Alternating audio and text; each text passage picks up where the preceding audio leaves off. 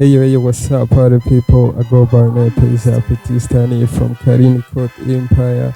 Uyu munsi is a little break from interviews, ahubwo uyu munsi ushaka kubabwira uburyo ki nkora no ma interviews, uburyo ki na approaching aba artist, uburyo ki bigenda. So tudatinze twahita dutangira kuri Region PFLA Pfla, uri buboneho n'izindi shows abandi bose twakoranye hano.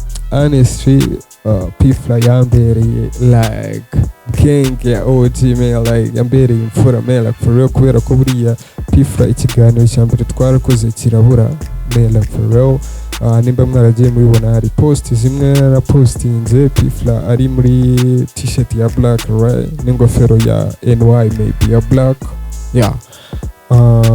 Ndumva icyo gihe bundi like first of all twaramwaapproachinze ndabwira yo mfite staff ndimo ndakora gutya Zapclub n'iki ni movement ya hip hop, yeah, ushobora kuza ukama support n'iki ambwira ati yo naza nkabikora naribi twabikora kabisa. Big shout out to Uncle Frankie. Yes, ambwira yuko yabonyeho na ball ya Prime, right, arambwira ati yeah, ball ya Prime yose narayirebye nabonye ball zawe ziri dope, so let's go down to it. PFLA yahise anyemerera ama appointment, so yeah, nanjye ntabwo nigeze ninza, ntabwo najuyaje man, like for real. So pulling up turaza turakora man, it was all good and well, yeah. Show irarangira man, twamaze almost isaha tuganira man na kuri microphone, yeah. So ikintu cyaje kubaho ndi gukora export, ababizi nge ndikodingira muri Float Slope, abayizi barayizi cyangwa se FL Studio, yeah, ko n'undi niyo nkoreramo akazi ka recording mu busanzwe. So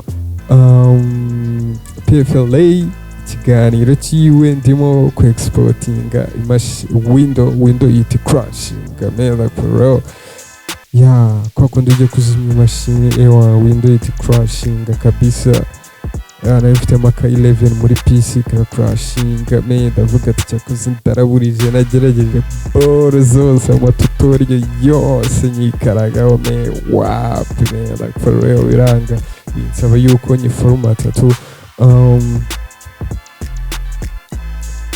mu guformata PC rero hagarutsemo like 25 minutes man, hagarutsemo n'iminota 25 y'ama audios. Urumva ama audios abari kuri PC, amashusho y'abari kuri cam yo abagihari yose ari full, ariko audios ntabwo ziba zihari tu. So navuze ati ngiye noneho kugira ngo ndaburize byose burundu reka mfate iyi minota 25 ya Pfla aba ariyo na uploading man, ndavuga ati ndaraburize ariko ndahiye nakundi tu. So nza kuko approaching ko Frankie ndabwira ati yo usko show yanjye ya Pfla yahiye n'iki arambwira ati bimeze bite, ndamushonesha ndamwereka ko mfite 25 minutes ngiye kuya-uploadinga, nzaba na uploadinga part 2.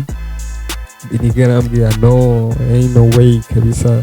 Spera ko ubwo twakongera tuka-approachinga Pfla tukamushonesha ukuntu bimeze, mpita approachinga P, arambwira ati reka tushaka appointment no tuzabikora fresh ari ruzungu man, like for real. Navuze ati musaza na blessing bwa kabiri ngomba kuba mfunzemo neza ku buryo nta yindi ela igomba kubaho man. You can't believe ko agarutse bwa kabiri man, ni boro ninjye zisarira ninjye bikorera staff, ariko sound yaragiye ba sound kabisa bitanje, yavuga ati damn what fuck is going on man. Haciyemo akanya turatangira turakora, gusa tugitangira gukorana bw'umuriro itugenda man, navuze ati cyakoze ku isambu menya bangiriye yo like for real, like twategereje nka 30 minutes yeah. Ko twanatangiye dutinze, imvura yari yaguye n'iki ya kujya kumu picking up. That was all stress man, that was full of shit, kubera ko nanjye nari kuga stress mvuga ati man show ya kabiri nayo da failing n'iki. So yeah, Pfla nyuma umuriro waragarutse, P aricara kuri desk abatamo rhymes nk'izi rhymes zirenze, abatayemo balls zigiye zikubiye kabisa, yeah. Turakora turasoza, show igenda neza byatari, like for real. Uko niko musaza yambracinze muri makeya, iyo niyo breakdown, nicyo kintu navuga. kuri show ya P Fla. Show ya P yaran stress sinze byatarme like for you kurumva ko kuva natangira n'izi staff ntabwo mvuze yuko ntari impuzi imbere tutana kikingana me like for real ariko like niwe mu OG narinzanye hano kuri cam muri studio za Zapclub me like for real niwe mu OG narinzanye hano nkavuga ati mu OG yaje so haba hazamo akantu kaga pleasure urumva ntabwo kabura. Ku bantu rero batari basanzwe bazi na P Fla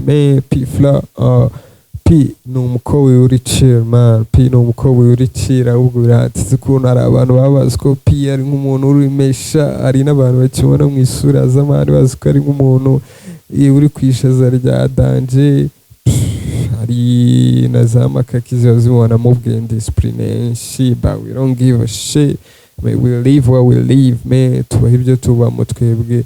That's what's up. Usapini a chill guy man. P ni umukobwa uri chill byatari. Nawe ushaka kumwapproachinga kuri anything ushobora kumwapproachinga on your own mukivugana mukadiringa man. Uzo bracings me ko P ari no gukora show hano man like for real. Inyuma ya Kem hari abantu ari huzuye gutya hari abantu because the way mfata ibi biganiro show hari speakers ebyiri nini like for real sound nyine haba hari energy, abagomba kuba hari energy me like for real tugomba kuvuga chat me like nk'umuraperi ku wundi me like for real if you know so ntatinze rero iyo niyo breakdown urebye kuri P Fla iyo niyo story iri behind ya camera abantu benshi baba bataragiye bamenya me like for real. But it is what it is. Show yarabaye iranatwikira n'abakomagura n'abanyaragigera hano kuri shout out kuri buri wese wayirebye n'utarayireba ndayipininga hano muri comments. So yeah, that's what's up man, that's what's up kabisa.